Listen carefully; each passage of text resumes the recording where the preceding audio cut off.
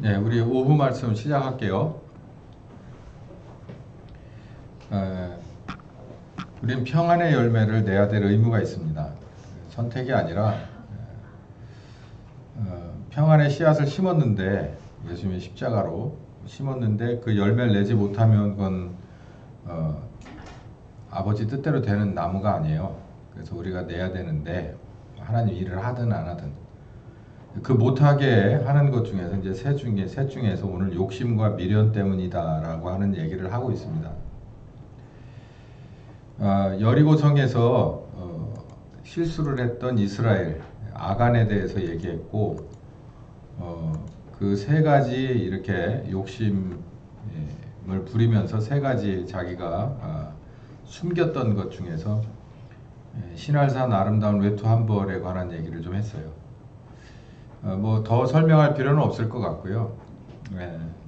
이제 이 세 가지를 전체적으로 우리들의 욕심인데 이제 어떻게 봐야 될 거냐라는 이제 그 큰 그림을 볼 겁니다. 네, 금 50세겔. 이 금과 은은요 두 가지 의미가 있어요. 하나는 힘과 능력을 상징하는 겁니다. 그때나 지금이나 금과 은은 사람에게 있어서 힘이나 능력을 이렇게 한 손에 쥘 수 있는 그런 거죠. 그래서 힘과 능력은 우리들이 아주 기본적으로 살아가는 데 있어서 꼭 필요한 겁니다. 먹고 사는 문제가 있고요. 먹고 사는 것을 얻어낼 수 있는 입고 사는 문제가 있어요. 먹는 건 뭐 쉽게 말하면 우리가 일상생활에서 필요한 것들을 말하는 거예요. 인간으로서 꼭 필요한 필수적인 걸 말하는 거예요. 의식주를 보면 되겠죠. 그리고 입을 것은 의식주를 그러니까 힘과 능력을 얻을 수 있는 상징적인 거예요. 그래서 그 사람이 어떤 옷을 입었냐에 따라서 그 사람의 힘과 능력이 이렇게 계급이 나뉘어지잖아요. 그것처럼 이걸 상징합니다. 그래서 이 힘과 능력은 사람들의 오랜 욕심과 미련의 상징이에요. 특히 우리나라는 애들 교육을 잘 시키려고 노력합니다. 그걸 어디서 뭐 그렇게 하라고 저기 한 게 아니라 우리들의 조상들의 그 피 속의 유전자 속에 들어있는 거예요.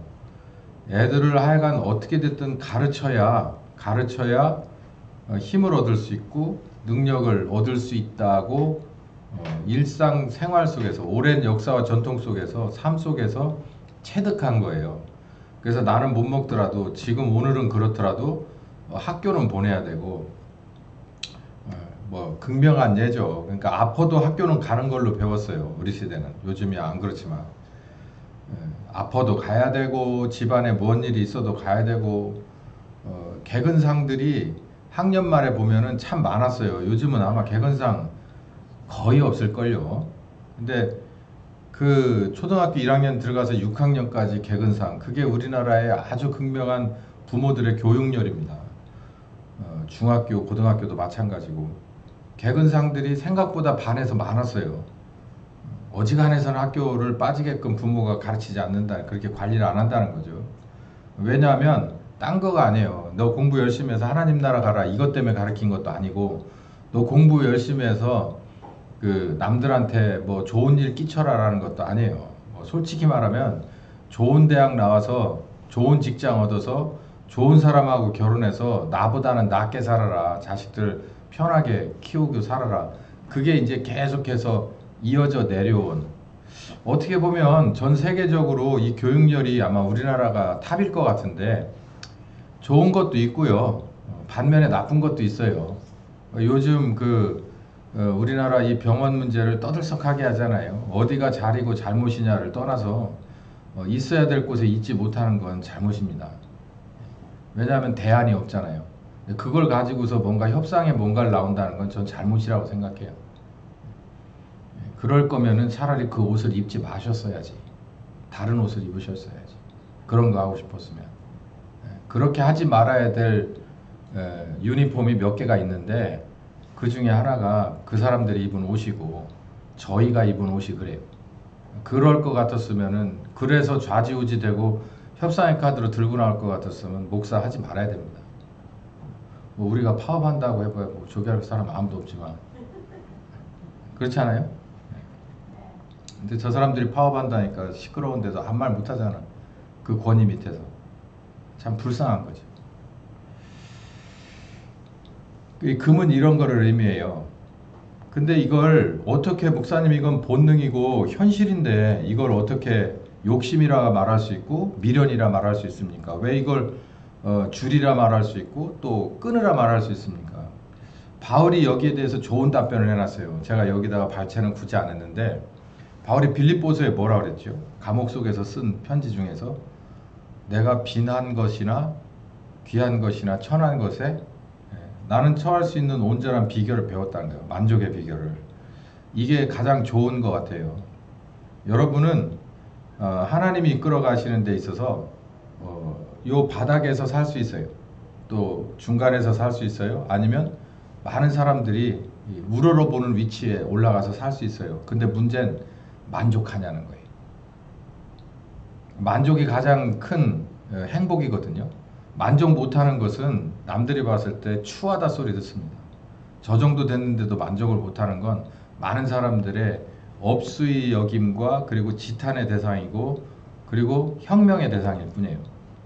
그러면 안 된다는 게 역사적으로 나오는데, 저 사람은 만족할 수 없을 것 같은데도 만족한다. 바울이 그 얘기를 한 거예요. 감옥 속에서 나는 만족하는데. 자기는 한때는 높은 위치에도 있어 봤고 또 어떤 위치에서도 다 있어 봤지만 나는 거기에 초점을 맞추고 사는 사람이 아니기 때문에 나는 모든 상황에 만족스럽다. 나는 빈에 처해서도 복음을 전했고 나는 귀에 처해서도 복음을 전했고 어떤 상황이든지 하나님 영광 드러내는 법을 알기 때문에 나는 어느 상황에 들어가도 하나님의 사역의 일환이라고 본다. 이게 우리들의 모습이어야 된다고 가르쳐 주는 거예요. 여러분 살면서 봄에 처할 수도 있고 여름, 가을, 겨울에 처할 수도 있어요. 여러분의 경제적인 것도 건강도 마찬가지고 그 어떤 것도 마찬가지인데, 이따가 맨 마지막 결론에 나오겠지만 세상도 나도 시작하는 이와 끝내는 이의 그 범주 안에 들어가 있어요. 그 안에서 하나님의 뜻대로 이루어지는 것은 하나님 나라에 가서 영원토록 그 공적이 빛난다는 거예요. 확률은 50대 50입니다. 엄청나게 큰 확률이에요.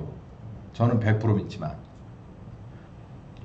우리 이렇게 살아야 된다는 거예요. 그리고 이 신할산의 외투한벌은 그러니까 여기 보면 마태복음 6장에 먹는 것과 입는 것과 마시는 것 얘기하잖아요. 이 금이 상징하는 것은 먹는 것과 입는 것 말해요. 사람의 기본적인 것과 그걸 얻을 수 있는 능력을 말하죠. 옷. 그리고 이 마시는 것은요, 내가 뭔가를 얻을 수 있는 능력을 그리고 얻었어요. 그러면 이걸 어떻게 사느냐. 어떻게. 그러니까 저 시장 바닥에 가서 그냥 이 다라이 하나 들고 나가가지고 여기서 떼어다가 저 앞에 가서 파는 걸로 시작하는 사람들이 있었습니다. 있었어요. 근데 그분이 이러고 저러고 하다가 요만한 점포를 하나 얻어 들어가서 경매를 받기 시작했어요. 그래가지고 시내에다 배달을 하고 그러면서 이게 애들 공부시키고 그리고서 뭐 가게가 하나가 되고 두 개가 되고 거래처가 막 늘어나고 여러분 주변에도 아마 있을걸요? 잘 생각해 보세요. 그렇게 완전히 바닥에서부터 올라가신 분. 그래서 어딜 절대로 못 떠나요. 나이가 그렇게 먹었어도 농수산물 시장을 못 떠나는 분이 있어요. 왜냐하면 거기 하루 나가면 얼마가 손에 들어오는 게 딱 알고 있기 때문에. 그것처럼 우리들의 삶이 아주 뭐라 그럴까 적나라한 곳이 없어요. 농수산물 시장에 가면 돈이 왔다 갔다 하는 게 보이고요. 자기가 달 하나를 가져가서 달아가 자기 자본이면 투자되는 자본이면 몸뚱이 하나 갖고 달 하나 들고 가면 누가 이런 말을 하대. 나 장사할 때 어느 할머니가 그러더라고. 저기 어디 정산장에 갔는데 할머니 한 분이 꼬부라져 갖고 나도 옛날엔 장사 좀 했어. 언니 뭔 장사 했는데? 그랬더니 나도 생선 장사 좀 했지. 그러더라고. 어디 가서 했대야? 부여 가서 했대야. 오래 했어야? 그러더라고. 그거 어떻게 한대? 여긴 생선도 하나. 야, 그래도 거 없어. 칼도 자루 하고 도마 하나만 갖고 가면 돼. 그러면은 거기 싸가지고서 부여를 간대요. 장에.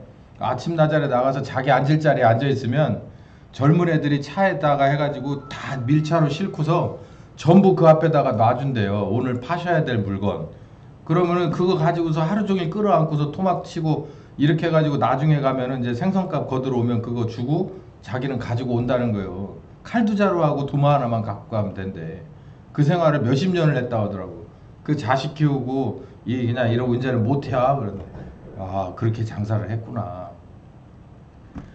그렇게 해서 버셔가지고 그렇게 해서 정말 일 안 하면 정말 죽는 줄 알고 살다가 결국은 나중에 병을 얻어서 뭐 요양원 가시거나 해서 돌아가시거든요.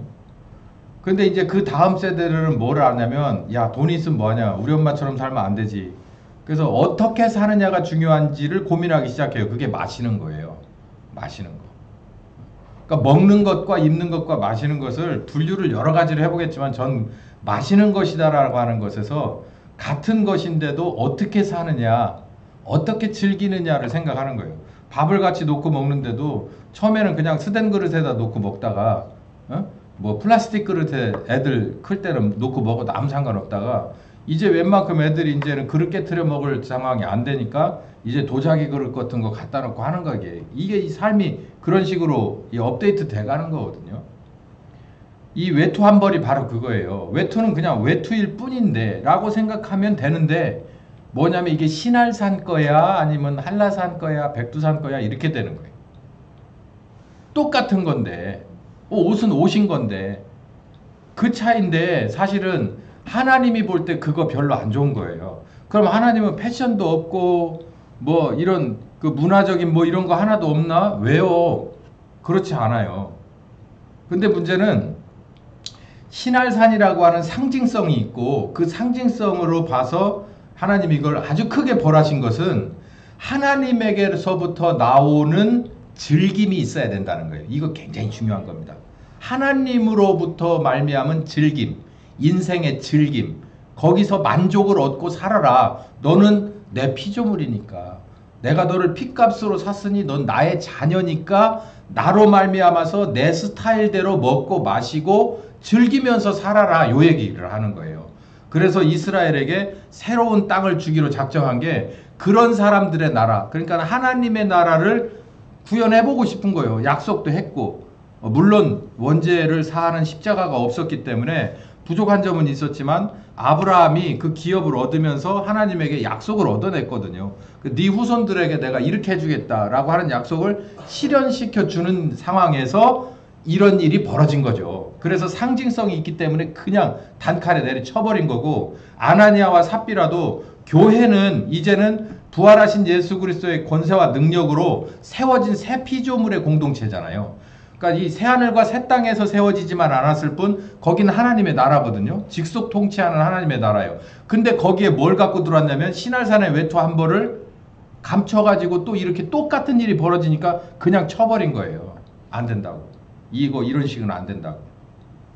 그러니까 우리들도 이 교회 안에서 그런 일이 충분히 벌어질 수 있겠죠. 근데 교회 안에서 벌어진 건 그만두고 우리들 속에서 그런 양을 보는 거예요. 내가 하나님 한 분만으로 만족하고 하나님에게서 나오는 것과 하나님의 스타일과 하나님의 가치관으로 만족하고 살 수 있느냐는 거죠.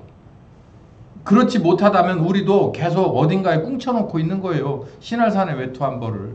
뭐 솔직히 저도 예외는 아닙니다. 목사님이라고 뭐 있어요? 저 솔직히 아무것도 없는데 제 신할산의 외투 한 벌은 우리 집에 좀 있어요. 네, 아시는 분은 좀 아셨겠지만 그게 무슨 뭐 저한테 신할산의 외투인데 네, 저한테는 네. 문제는 이게 하나님 안에서 그 범주 안에 들어가 있는 즐김의 한 그런 아이템이 될 수 있냐? 아니야 라고 한다면 그거는 안 되는 거죠. 자, 이 마지막으로 이제 은에 관한 얘기입니다. 은은 뭘 상징하느냐면 성결을 상징을 해요. 은은 그러니까 은수저 우리도 그 조상들의 지혜가 그 기미상궁들이 그 은수저를 가져다 이렇게 탕약이든 어디든 이렇게 넣어보잖아요. 넣어봐서 이게 뭔가 이 불순물이 먹어서 되지 않을 물건이 들어가 있으면 혹은 아는 그런 독성 물질이 아닌 다른 게 들어가 있으면 그걸 알아채는 것이 이제 은수저로 가져다 챘다고 하잖아요. 그만큼 은은 사람에게 있어서 이로운 것들을 표시해주고 그렇지 않은 것들에 이렇게 반응을 해주는 그런 아주 좋은 척도로 여기 우리도 마찬가지고 이스라엘에서도 마찬가지. 은은 성결을 의미합니다. 이 성결의 반대말은 불결이죠. 성결은 하나님 편에서의 성결이고 세상은 하나님 편이 아니기 때문에 불결하다라고 얘기를 하는 거예요. 그러니까 성결이란 얘기는 얼마든지 서로 주고받을 수 있지만 불결이라고 하는 얘기를 들으면 하는 사람이나 듣는 사람이 아주 짜증나거든요. 근데 성결의 반대말은 불결이에요. 그렇기 때문에 은을 숨겼다는 얘기는 하나님은 성결을 요구했지만 자기는 성결이 아닌 그 다른 것을 꿈꿨다는 얘기예요. 영적으로나 육적으로. 그 얘기를 하는 거예요. 영적인 성결을 하나님은 요구하세요. 영적인 성결 참 요구하십니다. 하나님은. 이스라엘이 예수님이 오셔서 우리의 원죄 문제를 해결하지 않았을 때라도 구약의 시점이라도 하나님은 영적인 성결을 요구하셨는데 십계명에 보면 영육 간의 성결을 다 요구해요. 첫 번째 십계명이 뭡니까? 나 외 다른 신을 섬기지 말라는 거예요. 그러니까 결혼할 때 그러잖아요. 이 사람 머리에 뭐 파뿌리가 되도록 이 사람 주님이 하나님이 우리를 갈라놓게 뭐 서약하잖아요. 그거하고 똑같은 거예요. 처음에 하나님이 이스라엘 백성과 서로 이 관계를 사인하면서 첫 번째 조건이 뭐냐면 나 외 다른 신을 섬기지 말라는 거예요. 이게 하나님의 기준에서의 성결과 불결의 문제라고 이게. 진짜 요즘은 너무 이게 말도 안 되는 상황이 돼버렸잖아요. 그러니까 하나님이 봤을 때 영적으로도 나는 너희의 하나님이 되고 싶다. 너희는 나 외에 다른 신을 섬기지 않을 것을 약속할래? 이 말이에요. 그게 바로 이 출애굽기 1장부터 나오는 얘기입니다. 너는 나 외에 다른 신을 만들지 마라. 왜 그러냐면 나 여호와 너의 하나님은 질투하는 하나님이래요. 에이 뭐 하나님이 여러분 질투가 나쁜 겁니까? 근데 왜 아무 말들 안 하시나? 질투 이런 거 없으세요? 우리가 생각하는 질투와 여기서 얘기하는 질투는 달라요. 하나님하고 이스라엘은 사실상 결혼보다도 더 가까운 관계입니다. 그런데 하나님이 질투하신다는 얘기는 그런 걸 가지고 너 질투해? 이런 질투의 그런 뉘앙스가 아니에요. 하나님으로서는 당연히 요구할 거죠. 당연히. 어쩌면 자기의 바운다리를 자기와의 관계와 자기와의 영역을 파수하는 거예요. 수호하는 거예요. 지켜내는 거예요. 그러니까 여기 이렇게 요구하는 거예요. 나 질투하는 사람이거든. 너 다른 신을 섬기는 거 난 용납할 수 없어. 약속할래? 이 말이에요. 그러니까 질투한다는 얘기는 뭐 이렇게 눈만 삐죽거리고 입만 삐죽거리고 끝나는 게 아니에요. 거기에 상응하는 대가가 있는 거지.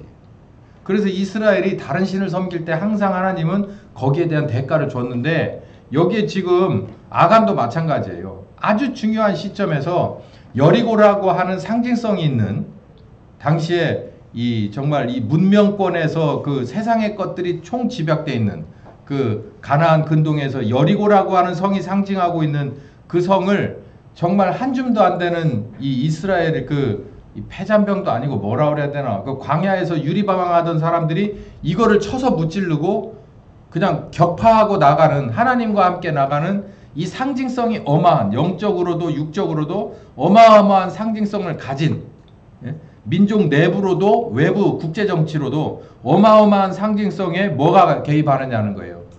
영적인 간음이 들어가고 있는 거예요. 그러니까 쳐버리는 거예요. 두 번째는 삶의 성결입니다. 십계명에서도 아마 7계명인가에 간음하지 말라라는 게 있어요. 뿐만 아니라 우리는 뭐 구약은 고사하고라도 신약에서도 삶의 성결을 요구하는데 에베소서 하면은 에베소서도 이 감옥에서 쓴 옥중 서신이고요.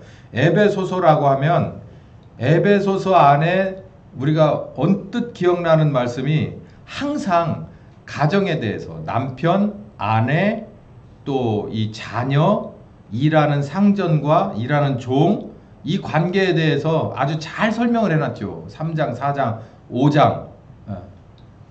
이 관계에 대해서 설명을 해놨는데 거기에 보면 에베소 5장 1절부터 쭉 읽어보면 무슨 얘기가 나오냐면 읽어봅시다. 시작. 그러므로 사랑을 입은 자녀같이 너희는 하나님을 본받는 자가 되라 라고 얘기합니다. 하나님의 자녀니까 하나님을 본받아서 살아야지. 우리가 뭐 굳이 나를 본받으라고 얘기 안 해도 내 자녀는 나를 본받게 돼 있는 것처럼 너희도 하나님의 자녀니까 하나님을 본받아야지 라고 얘기하면서 여기 좋은 말씀 많이 있어요. 많이 있는데 3절 시작. 음행과 온갖 더러운 것과 탐욕은 너희 중에 그 이름이라도 부르지 마라. 이는 성도의 마땅한 기본이라는 거예요.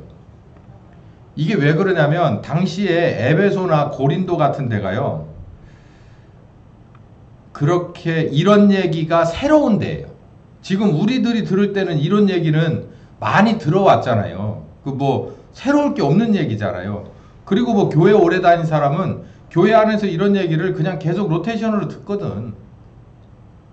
근데 이 에베소 교회나 고린도 교회나 그 당시에 그 소아시아에 있었던 지리적인 이 대도시 중심지들은 이런 얘기가 별로예요.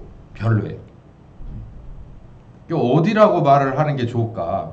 그 가만히 들어보면 요즘 미국 뉴스를 들어보면은 대도시 같은 특히 LA 같은 지역은 정말 말도 안 되는 그런 현상이 막 일어나고 있는 것 같아요. 뭐 $900 미만 훔치면 그 저기도 안 한다며, 기소도 안 한다며, 훈방 조치라며, 훈방. 그 우리도 갈까? 비행기 표값 나올 것 같은데 하루에 $900씩 훔쳐. 한 열흘만 훔치면 얼마야 도대체? 이게 도대체 나란가 싶어요. 들을 때 내가 눈으로 안 봐서 그렇지. 그러니까 이러저러한 것들이 특히 여기 지금 에베소서를 쓰는 2000년 전쯤에 이 그 고대 그 그리스 로마의 문화권에서의 특별히 여기 나오면은 3절에 이 얘기가 꼭 들어가요. 항상 바울 서신에서 빠지지 않는 얘기를 가만히 생각해 봐요. 그리고 계시록 3장에 2장 3장에 보면은 아시아 7교회 중에서 다 혼내서 꾸중을 들은 교회들이 대부분 요 얘기가 들어가 있어요. 음행과 온갖 더러운 것과 탐욕, 요 음행 문제가 들어가 있어요.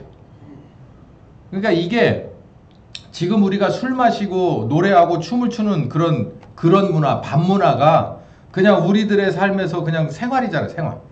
그러니까 이들에게 있어서의 이런 일들도 생활인 거예요.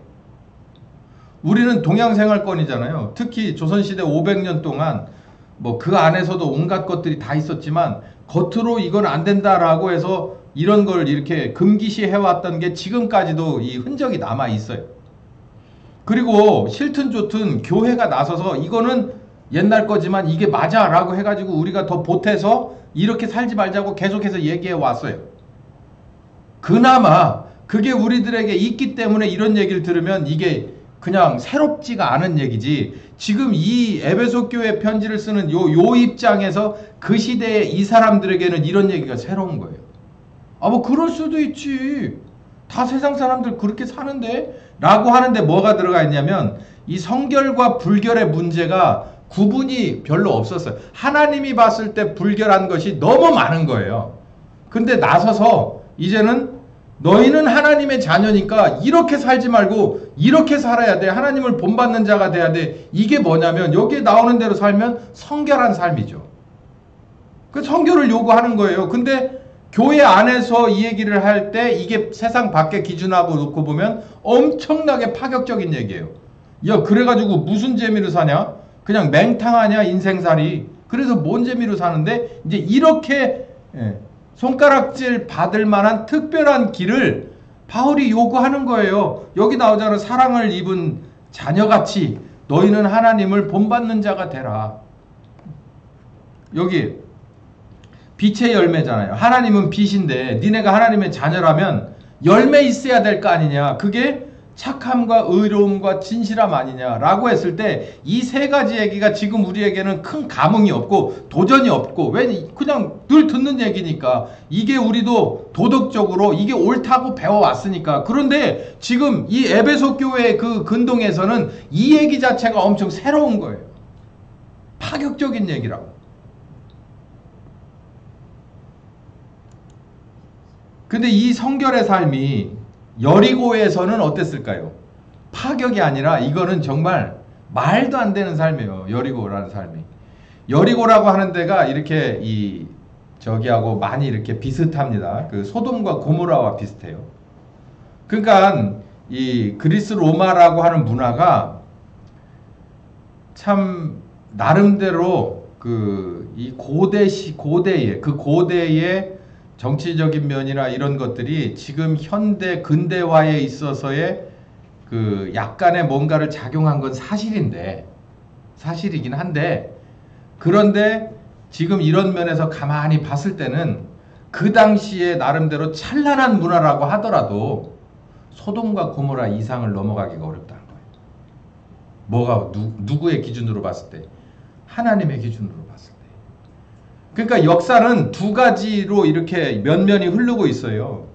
어디에서 시작하는?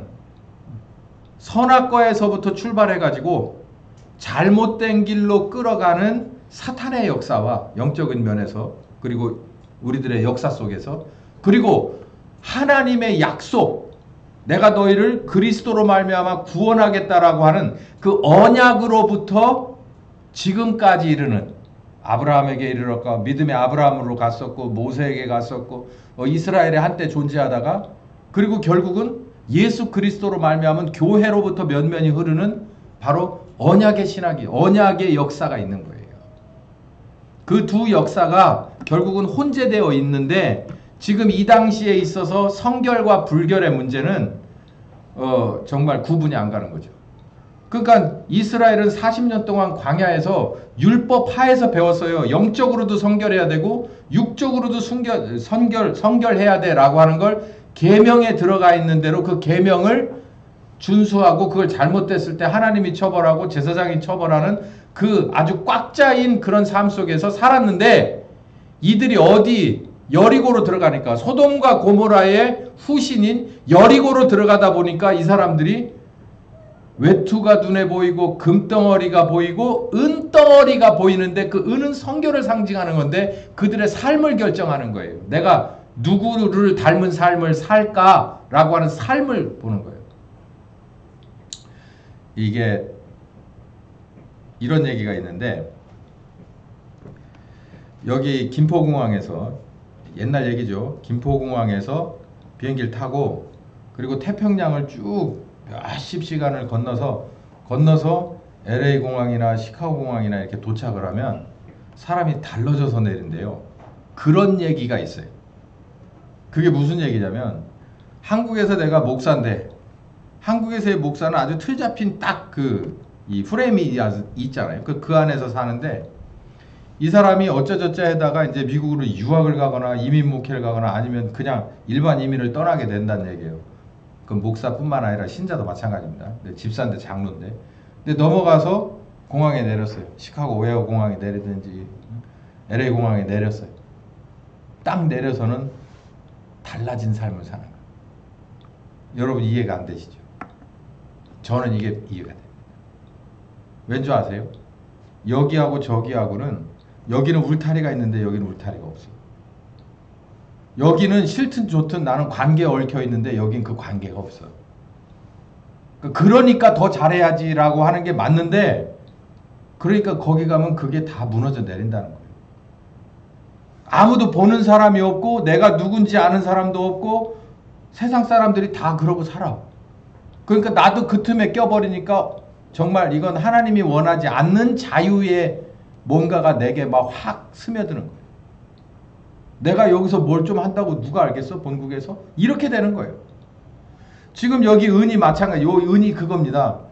40년 동안 율법의 프레임 속에서 여호와 하나님의 감시 속에서 살던 사람들이 갑자기 소돔과 고모라의 그런 이 후신인 여리고에 딱 들어가니까, 제가 말씀드린 대로 태평양을 건너서 그 넓디 넓은 대륙의 한복판에 딱 내린 거하고 마찬가지예요. 그러니까 뭐가 눈에 들어와요? 외투가 눈에 들어오고 금이 들어오고 그리고 은이 들어오는 거예요. 그러니까 영적으로도 육적으로도 그냥 여기는 이렇게 사는 데구나, 이렇게 소위 말해서 자유롭게 사는 데구나, 이거 괜찮네 라고 느껴지는 거예요. 여기 성경에는 여호수아는 그렇게까지 설명을 안 하고 있거든요.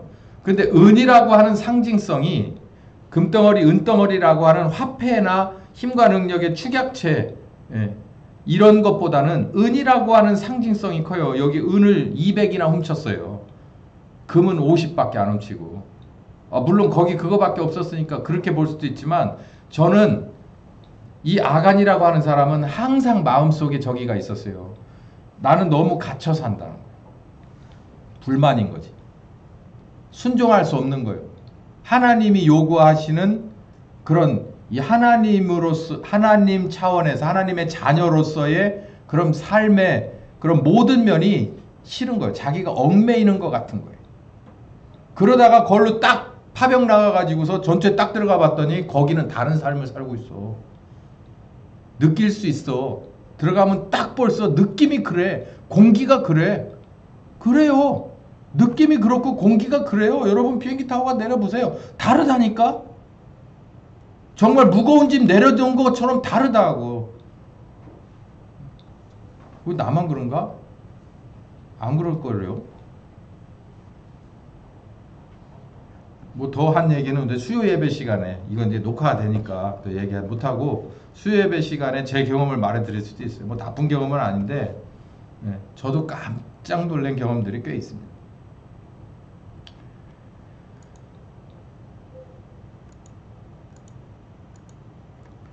잘못된 점이 뭐냐면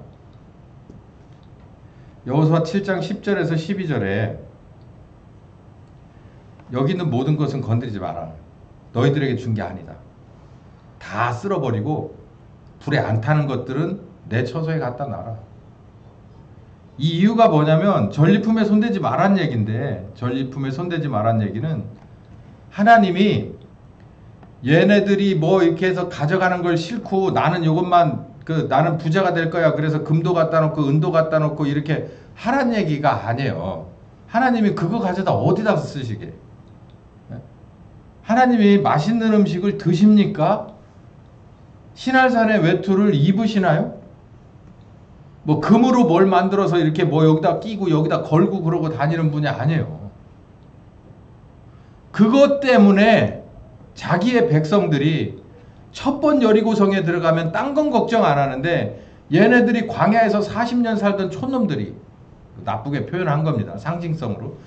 이 정말 잘 보관된 하나님의 자녀로 40년 동안 훈련받은 내 백성들이 갑자기 저기 들어갔을 때 그 충격이 이들에게 혹시나 잔상으로 남을까봐, 죄악으로 연결될까봐 이들에게 그렇게 하지 말라고 절대 손대지 말고 다 쓸어버리라고 하는 거예요. 다 쓸어버려. 그리고 저기 한 것들은 그냥 내 처소에 갖다 놔. 하나님의 그 장막에 들어가 있는 걸 누가 훔쳐가지는 않을 거 아니에요. 들어와서 간이 도대체 얼마나 컸길래 거기다 놓은 걸 훔쳐가겠어요. 그럴 수는 없으니까 거기다 갖다 놓으라고 한 거죠. 하나님은 뭐 이런 게 필요해서 갖다 놓으라는 게 아니라 자기 백성들이 문제가 생길까봐 한 거죠. 근데 그걸 어겨버렸어요. 용기 있게도 그걸 어겨버렸어요. 그러니까 하나님은 그냥 쳐버린 거예요. 이런 식이라면 아이성이고 뭐고 그 다음 성이고 들어가는 게 의미가 없어. 들어가면 갈수록 니들은 광야에서 우리가 바보처럼 살았군요 라고 될 테니까, 그런 니들이 나하고 같이 나라를 세운다는 게 말이 안 된다. 그러니까 처음에 그렇게 완전히 확실하게 잡은 거예요. 욕심과 미련을 버리란 얘기예요. 너희는 여리고와 같은 그런 문화권 속에서 살 수밖에 없다. 너희들은 가나안 칠족들과 섞여 살 수밖에 없다. 그런 상황 속에서 너희가 어떻게 나의 자녀로서의 정체성을 잃어버리지 않고 영적으로 육적으로 나를 닮은 성결을 유지하면서 살 수 있겠느냐. 그러려면 미련 버리고 욕심을 버리라는 거예요. 외투 한 벌에 미련이 남고, 그때 그 봤던 외투 진짜 그걸 내가 잘 숨겼어야 되는데, 아무도 모르게 숨겼어야 되는데, 절대 나오라고 아무리 해서 용서해 준다고 해도 내가 갖다 꺼내놓지 말았어야 되는데, 이러지 말고 차라리 그거 다 잘라버리고 다 던져버리고 그리고 하나님 편에 서란 얘기예요. 왜 그러냐면 제가 반복해서 말씀드리는데 이 세상은 죄악으로 소각될 거예요. 그러니까 여러분이 여기 살면서 그러면 아무것도 이렇게 등기로 갖지 말라는 얘기예요. 소유하지 말라는 얘기는 아닙니다. 근데 무게감인 거예요. 무게감이. 내가 이게 모든 것의 이 목적이 여기에다 두게 되면요. 아까 말씀드렸잖아요. 그 저기 칼 두 자루하고 도마 가지고서 모든 것이 뭐가 목적이냐면 내가 가지고 있는 5만 원짜리 그게 목적인 거라면 그냥 그 자녀들이 봤을 때 우리 엄마는 참 바보처럼 살았어. 돈은 벌어줬는데 바보처럼 사는 것 같아. 이렇게 되는 거예요. 우리도 마찬가지로 이 세상은 하나님이 다 이거 끝나면 다 이게 걷어가 버린다는 거예요. 정확하게 말하면 소각시켜 버린다는 거예요. 근데 여기다가 뭘 하려고 생각하는 거냐. 여기다가 얼마나 긴 뭔가를 생각하면서 투자를 할 생각이 있느냐. 멍청한 거라는 거예요. 바보 같은 거. 그러지 말라는 거죠. 해야 될 일을 하라는 거예요. 그 어간에. 그 어간에 해야 될 일을 하면 그게 잘하는 거라는 거예요. 이거 머지않아서 끝나는데 끝날 거 뻔히 알면서 거기다가 왜 나무를 심어요. 거기다가 왜 기초를 깊이 파고 뭘 하느냐고. 필요한 만큼 하고 거기서 해야 될 일을 다 하면 마무리됐을 때 탁 털면 그만이잖아요. 그러니까 우리가 마음을 그렇게 쓰란 얘기예요. 두 번째는 욕심과 미련이 무슨 말인가. 이 욕심과 미련이라는 게 어떤 때 생기느냐면 야 이거 지금 내가 안 잡으면 다음번에는 없을 것 같아 라고 할 때 그런 거예요. 그래서 그걸 놔버렸어. 뭐 누구의 회유와 협박과 상황이 그래서 이걸 놨어. 근데 그냥 그게 평생토록 그 그림자가 내게 있다는 거예요. 그러니까 욕심이라고 하는 건 그걸 내가 잡을 수 없는 때 욕심이 생기는 거예요. 근데 뭐 여러분 바울이 뭐라고 했어요? 하나님 안에서 능력 주시는 자 안에서 모든 게 된다는 거잖아요. 그러니까 우리가 조금 바꿀 필요가 있는 게 하나님은 어마어마한 분이세요. 하나님이 우리를 계획 속에서 끌어가시는 만큼 우리들을 통해서 무엇이든 할 수 있다는 얘기예요. 그렇게 바꾸는 건 뭐냐면 나하고 하나님과 마주보는 관계가 아니고 이렇게 하나님이 날 쳐다보고 내가 하나님을 쳐다보는 게 아니라 하나님과 내가 이렇게 같은 쪽을 바라보는 거예요. 예, 같은 쪽을 바라보고 제가 그 강아지 데리고 다닐 때 어떤 그림이 제일 이쁘냐고 했을 때 내가 저기를 지그시 먼 데를 바라보는데 옆에서 걔도 누구를 나를 바라봤다 내 주인이 바라보는 곳을 바라봤다 또 내 눈치를 봤다 저길 봤다 하는 그 모습이 참 보기 좋은 모습이에요. 그냥 얘가 나만 뚫어지게 쳐다보면 그게 문제가 있고 뒤 쳐다보면 이거는 말도 안 되는 거고 나 봤다가 우리 주인은 어디 쳐다보는가 하고 저기를 이렇게 보려고 노력하고 또 계속 거기 보는지 해서 나의 눈치를 보고 또 거기를 바라보는 관계.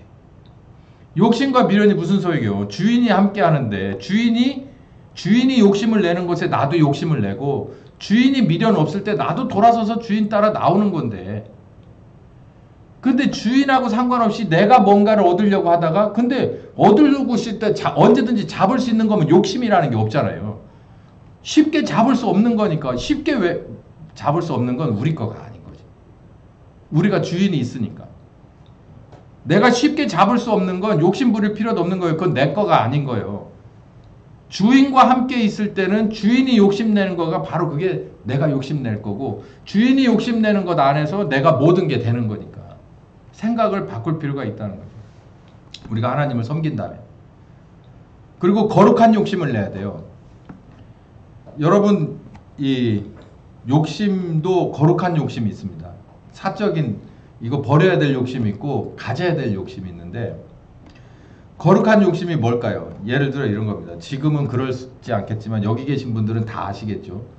그 이렇게 교복 입고 여기 이렇게 남자들 호크 채우고 여자들 이렇게 머리 저기에서 하고 그 탔을 때 버스를 타면 막 붐비잖아요. 버스를 타면 붐벼도 대부분 한 손으로 잡고 가방을 어디다 맡기든지 하고 그리고 한 손으로 뭘 들고 있습니까?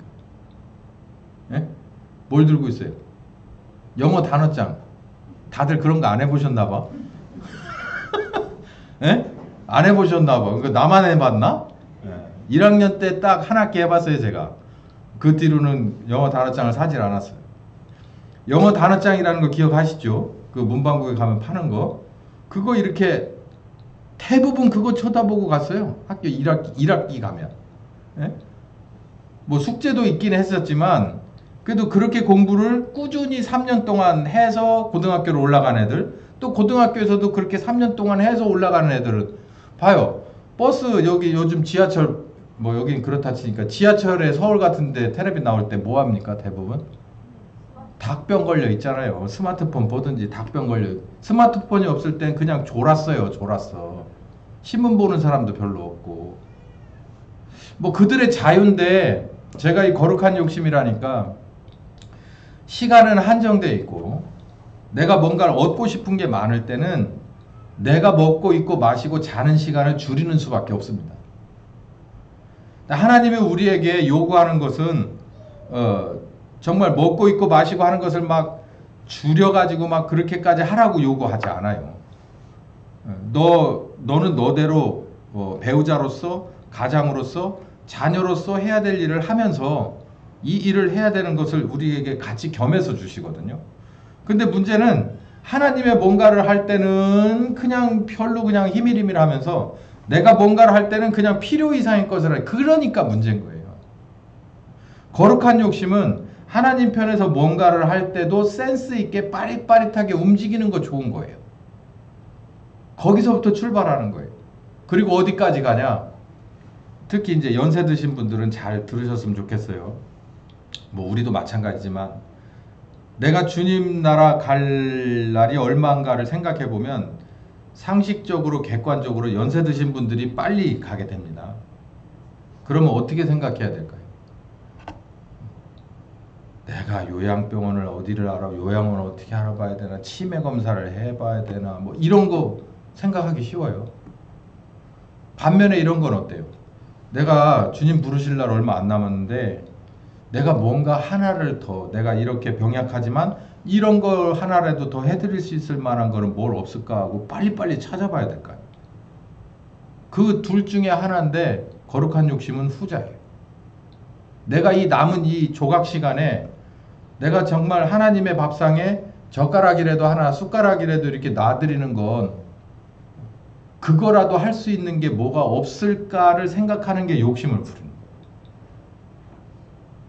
근데 하나님은 거기에 맞게끔 해요. 그 일이 다 끝나서 이제는 내가 너 데려가야겠다 싶으면 하시라도 그냥 데려가 버리시고 마는 거예요. 그러니까 데려가시고 나서 이렇게 붕 떠버리면 끝나는데 그 전에 내가 뭐라도 해야지.